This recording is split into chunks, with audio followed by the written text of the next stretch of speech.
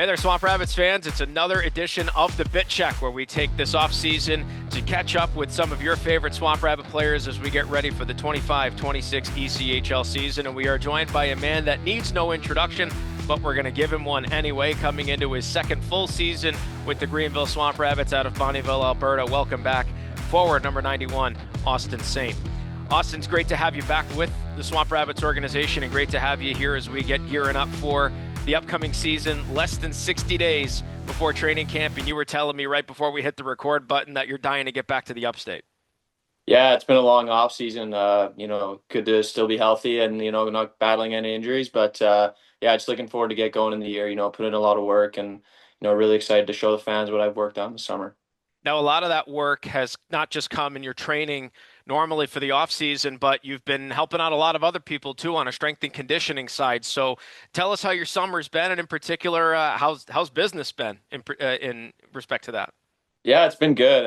We just started our program here last summer. But yeah, gained a lot of traction around here, and yeah, it's just been good. It's a easy job, and I really enjoy it, and it's good to see the kids progressing. And I think any time you can make a positive impact on the community like that, and make it something that's a business of yours is it's always positive. So yeah, I'm happy to do it. I really enjoy it, and it helps me out as well. Just kind of tweaking a few things, get in the gym a bit more. Work on some more mobility while I'm running some groups and stuff like that. So no, it's awesome. Now, you had briefly spent some time in Canadian college. Is that where your background is in exercise science or physical training, maybe even business even too, to kind of marry everything together? How did this all kind of come about? Yeah, so I did a little bit of business in school.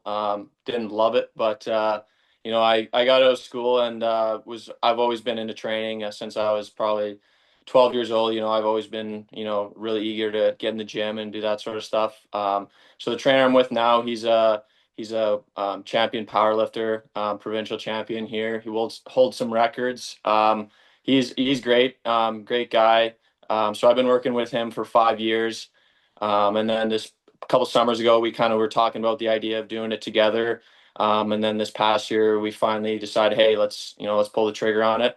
So we started it up. We weren't sure how it was going to go, but it was a lot of traction early, and yeah, just a lot of parents and kids were happy to join. So we kept it going, and then this year has just been great. So yeah, just going to kind of keep it rolling. Is that the target demographic, young adults, or do you cater to everybody when it comes to strength and conditioning? Yeah, it's right now we got kids from I believe 12 to 20 years old.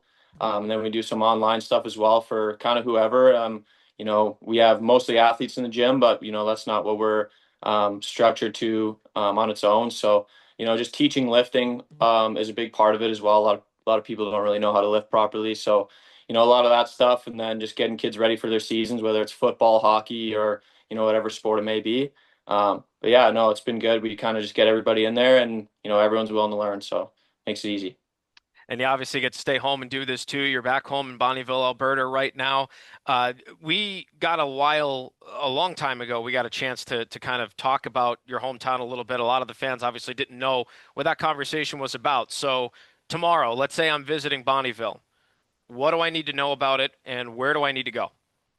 Yeah, small town, 5,000 people. I'd probably say find a hotel quick, but no, it's a great spot. A lot of little lakes around. It's a lot of farmland around, but yeah, great little community. It's kind of got everything you need. Especially if you're a hockey guy, it's just a hockey town. They love their hockey guys here. So yeah, that's pretty much what you need to know. Small town, 5,000 people. They love hockey, and that's pretty much what I know. So We did a bit check not too long ago with one of your teammates, also returning, and Dustin Garagach. And one of the cool things about talking with him was that he stayed home for a lot of his hockey career from Pennsylvania, played junior in Pennsylvania, college in Pennsylvania, and his first time out was coming to Greenville. Before you went to college, you got to stay home and play for the Bonneville Pontiacs in the Alberta Junior Hockey League. So what was that experience like to be able to stay home and, to your point, in a hockey town, be able to do just that? yeah, it was great. I mean, I spent a few years before that away from home, playing midget AAA. So it was good to come back home. It was a gold mine. so yeah, it was, like I say, just a small town, 5,000 people, but they love their hockey. So it's pretty cool. You're kind of treated like a celebrity there. And like I say, they love their hockey. So especially as a hometown kid, when you're around, everyone knows who you are. And there's kind of a magnifying glass on you, if you will. But I think it, just makes you better. You want to do good for the fans because a lot of people in the stands are, people if not their family. So yeah, I really enjoyed it. And at the same time, though, it was good to get away and start my college career and then jump into pro. So just looking forward to keeping it going. We'll go a little bit out of sequence here and we'll jump back into the pro side because obviously our fans are super excited that your journey starting all the way out there took you back to the upstate and you continue to come back. So, your third campaign, second full as a pro. Why come back to Greenville, especially with a lot of the change that's happened on the hockey operations side getting ready for this 25-26 season? Why'd you want to run it back here again? Yeah, I think for me, just familiarity is a big thing. Especially when you're kind of trying to get your name out there, you got to have people around you who kind of know what you're about. And I felt Greenville was a great spot for me. A lot of the people in the organization, they kind of knew what I was about. I didn't really feel like I had to kind of restart my process of proving myself. And, with the new coaches coming in, had a lot of great chats with them and super excited to get going with them. They're obviously great coaches and great background. So, it was an easy yes, an easy sign. So yeah, for me, just about continuing to develop and get to that next level. So I felt Greenville was the best spot that I could do that, and just kind of keep pushing forward. Let's rewind the clock all the way back to February 17th, 2024. That's when you made your professional debut against the Atlanta Gladiators here on home ice. And you checked off two milestones in the same night. Make the pro debut, score your first pro goal. And from there, you caught fire leading into a push to what eventually became the 2024 South Division Championship. What was your expectation of the pro ranks, if you had any, your expectation of Greenville before you put on that skating rabbit for the very first time? Yeah, I mean, I didn't really have a ton of expectations. For me, it was just, since I was a kid, wanted to play pro. When you're a Canadian, especially from Alberta, especially from Bonneville, you want to play hockey. So when I got the chance to play pro, it was an easy yes. And when I got down to Greenville, didn't really know what to expect, didn't know anything about Greenville. But came in, saw the energy right away, and I just felt like I had the tools to be able to play in that league and to kind of keep moving up. So just got on the ice and took that shot and went in, and kind of from there I just felt like, okay, I can do this here. I can play at this level. And yeah, kind of just ever since then, just keeping my nose to the grindstone, just keep working, and yeah, just enjoying it. And from there, 68 games with the Swamp Rabbits, 31 points total. And there's a lot to take away from your first full professional season from last year. But I think the more important one that you and I will both agree on is that you came out of it healthy from start to finish.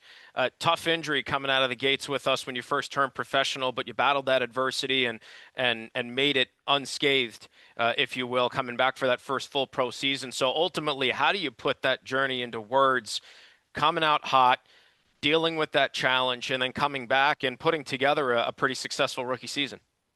Yeah, I mean, I think I had such good support around me. The Mark Lewises and the Anthony Beauchamps that were around me. So it was easy to stay in a positive mindset and kind of just do my thing. But I think anytime you come back from an injury, it's obviously something you never want to do, but it's part of the sport, and you kind of have two decisions. You either kind of mope and let it take over, or you kind of you work hard and find other areas to kind of improve upon. So for me, it was still getting in the gym and doing everything I could, and trying to I got a VR, so just playing some hockey on there and working on my IQ and just finding any way to improve, right? Instead of just kind of sitting there and feeling sorry for myself, that's not going to help me. So yeah, it was good. I think it's honestly I've been through two big injuries in my career, and both times I look back and they suck in the moment, but once you're out of them, I think they're the best thing that can happen to you.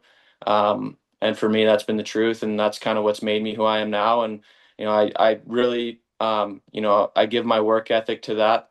I think that's kind of put me into a position where I've had to feel like I had to work harder than everybody else, and I think it's made me somebody who it's not something that wavers. It's just something I bring every day to the table. And find ways every night to, make an impact.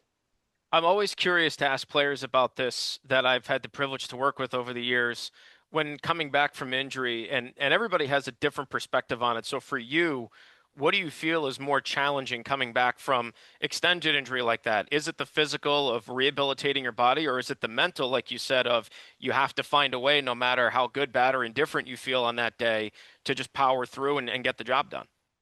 Yeah, I think, day by day, it feels like such a slow process, right? I think it was 4 months before I was, pretty normal again. But, every day sucks, but, there's a bit of light at the end of the tunnel. And like I say, when you got good people in your corner, it makes things a bit easier. But, you go home every night after you did your rehab and all that stuff, and you're kind of just sitting there, you can't play hockey the next day. So it still weighs on your mind, but, yeah, you just got to find ways to improve. And I think for me, having Hockey Sense Arena to work on my IQ and just being in the gym 2, 3 times a day. I think that's kind of what I needed to do to still feel like, hey, I'm still putting some work in and getting better every day. So for me, that was huge. And I think, anytime you're going through an injury, it's mentally tough, but you gotta find a way.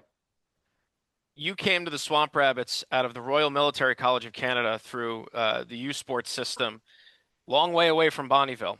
And I know at that point, coming out of junior, you're probably looking for that next step. And for you, it was Canadian College. What ultimately led you to take that jump to the collegiate level, and why specifically the Royal Military College?